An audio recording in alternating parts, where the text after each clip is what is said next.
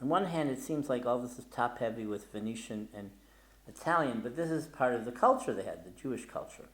So when they spoke Judeo-Italian, it was in a Venetian dialect. So for hundreds of years, they lived under Venetian rule. So the Venetian period in Corfu was from 1386 to 1799. When Corfu surrendered to Venice in 1386, the deputation of 6 persons sent to arrange the terms included the Jew David Semo. A decree of 1387 reaffirmed the previous rights of Jews under Byzantine rule, but in 1406 they were forbidden to acquire land and were ordered to wear a distinguished badge. In 1408 they were forbidden to own land worth 2,000 ducats, later increased to over 4,000 ducats. The Venetian authorities frequently imposed heavy taxes on the Jewish community in order to finance the wars against the Turks. On the other hand, the Jews sometimes gave voluntary contributions and assisted in the fortification of the walls. The Jews lived at first in 2 streets between the Old Town and the fortress.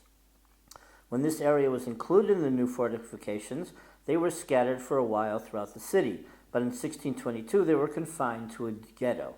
Despite these restrictions, the Venetian authorities were more liberal toward the Jews of Corfu than they were toward the Jews of Venice itself. During the 16th century, there were 2 congregations in Corfu, that of the Romaniotes, who preserved the ancient Byzantine rite, known as Minhag Corfu, and that of the Italians. In the course of time, the Italian community was enlarged by Jews from Apulia, Spanish exiles, Portuguese Marranos, and Ashkenazim, who ultimately adopted the Sephardic rite.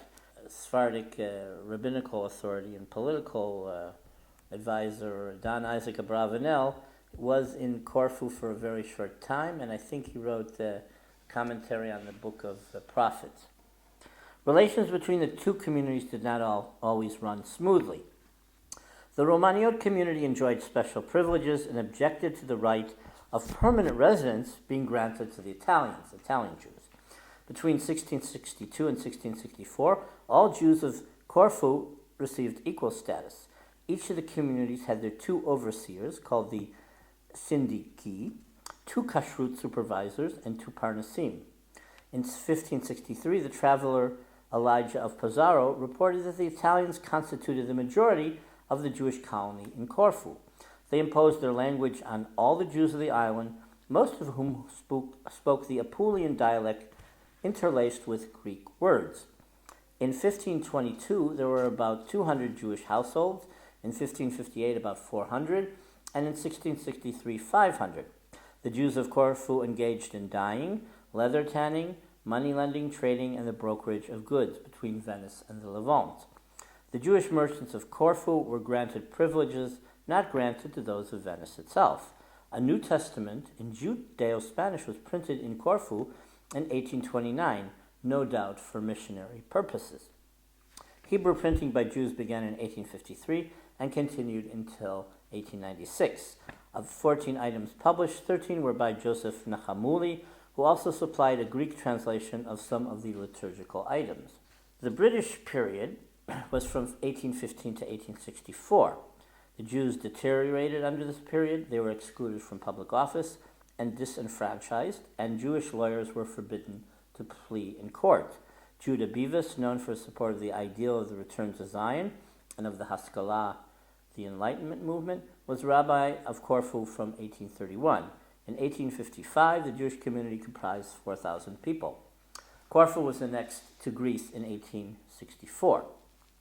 The local population, meaning the Greek Orthodox and some Catholics, maintained their old prejudice, and when equal rights were restored to the Jews upon the island's annexation to the Kingdom of Greece in 1864, riots broke out, causing a large exodus of Jews to Greece and Italy. Despite local Greek Orthodox hostility toward the local Jews, the latter had significant political weight in the city of Corfu. Numerous Jews who worked as lawyers and notaries enjoyed a high public profile. Councilman and international olive oil merchant Elias de Mordo was appointed as deputy mayor, and in 1870 was elected mayor of the city of Corfu. There was a famous large-scale blood libel in 1891. In 1891, when the Jewish population of 5,000 still lived in their own quarter, a blood libel caused a storm on the island and throughout Greece, brought on a large-scale migration to Trieste and Alexandria, Egypt. A 9-year-old Jewish girl, Rubena Sardis, was murdered by a local Greek Orthodox, but the Greeks orchestrated a murder of a Greek boy and blamed it on the local Jews. The ensuing riots lasted 3 weeks and some 22 Jews died. The Jews were also surrounded and locked in the ghetto. Foreign ships were sent to the island to quell the disturbances in light of the apathetic attitude of the Greek authorities. From then on, the Jewish community waned. Many Jews migrated to Trieste and Egypt. The local Alliance Israélite Universelle representative, the philologist Lazarus Bolelli, represented the Jewish community at the subsequent trial, which ended in a mockery in light of the acquittal of the perpetrators. Bolelli did not find his place in academia in Greece and eventually migrated to London, where he became a professor of linguistics. He also wanted to establish a chair in Jewish studies in Greece, which was not considered legal. Only recently in Salonika, maybe 4 years ago, did the government recognize the legal right to have a chair in Jewish studies. The French novelist Albert Cohen grew up in Corfu in the early 1890s and depicted the picturesque Jews of the island in many of his works. In 1897, the journalist and community leader Moïse Kaimis started the Zionist organization Mevaser Zion, and from 1899 to 1901 edited the Zionist organ Israelite Chronographos. Under the influence of the Russian Hebrew teacher Bezalel Davidson, who passed through the island in 1906, the Zionist Society Meketz Nirdamim was formed.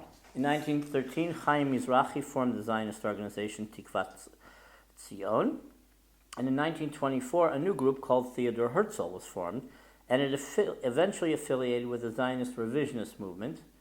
In World War I, the community suffered another blood libel with rioting mobs, but there were no casualties, and the authorities assisted in the quelling of the disturbances. In 1923, about 3,000 Jews lived on the island, most of them small tradesmen who struggled to earn a living. There were 4 synagogues in the town of Corfu, all following the Sephardi rite: the Greek synagogue, the Apulian Spanish, and Apulian Minyan.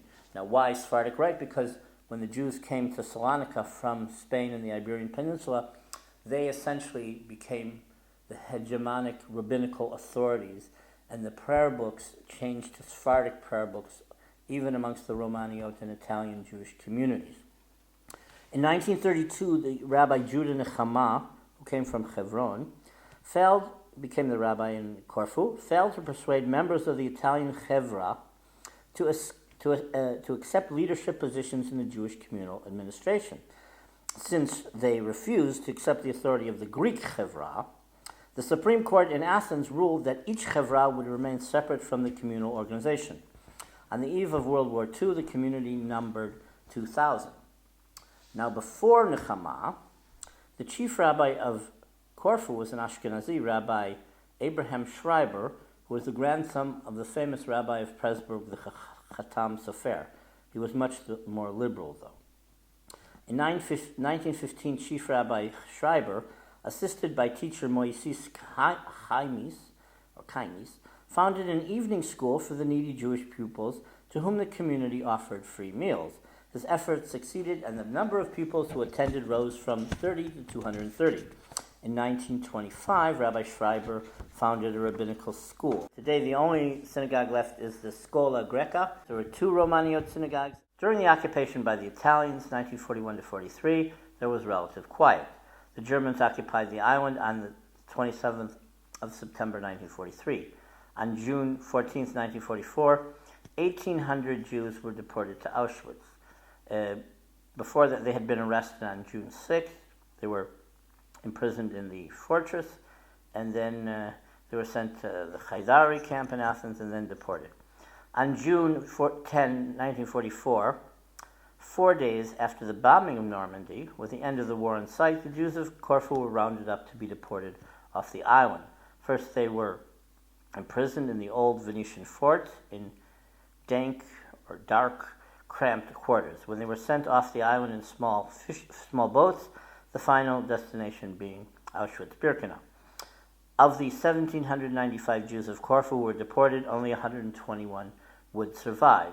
The mayor of the island issued a proclamation thanking the Germans for ridding the island of the Jews so that the economy of the island would revert to its rightful owners. All that remains of the vital Jewish presence in Corfu is a small and highly assimilated community, numbering about 80 Jews. Now it's less even. Most survivors of the Holocaust and the La Scuola Greca synagogue, built in the 18th century and is still standing in what was once the Jewish ghetto.